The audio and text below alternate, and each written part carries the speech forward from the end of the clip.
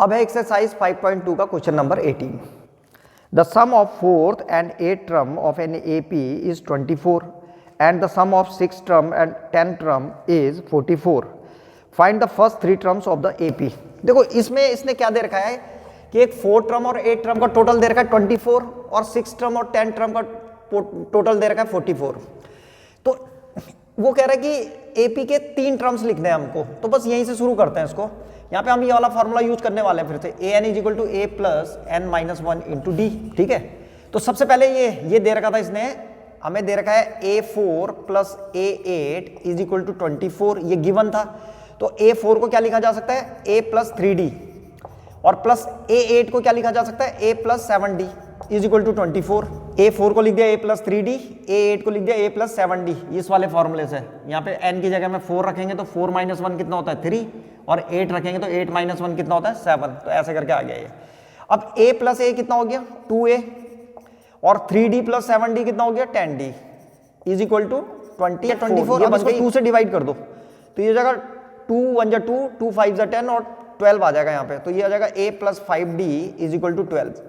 Equation को जितना हो सके उतना सॉल्व करके रखो। तो ये बनी पहली इक्वेशन। अब दूसरा रिलेशन उसने ये दे रखा था कि 6 टर्म और 10 टर्म का टोटल जो है कितना है 44। तो यहाँ पे लिखेंगे हम a6 plus a10 is equal to 44।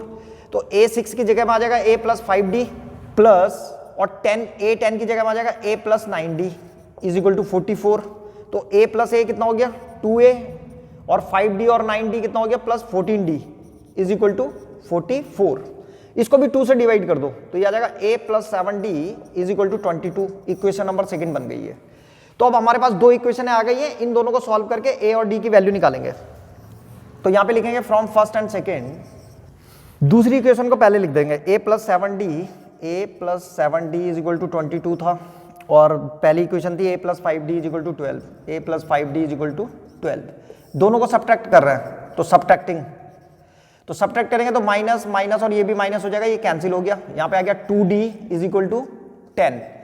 तो d इज इक्वल टू आ गया हमारे पास 10/2, तो 2 5 10, तो d इज इक्वल टू 5 आ गया। अब इस वैल्यू को कहीं भी इक्वेशन नंबर फर्स्ट में सब्स्टिट्यूट कर देंगे, तो ये है इक्वेशन नंबर फर्स्ट, यहाँ रख रहे हैं। तो ये हो जाएगा हमारे पास a प्लस 5, d की जगह में आ जाएगा कितना 5 इज इक्वल टू कितना था ये 12। तो ये आ जाएगा हमारे पास, इसको लिख देंगे यहाँ पे फ्रॉम फर्स्ट। तो ये जाएगा a plus 25 is equal to 12।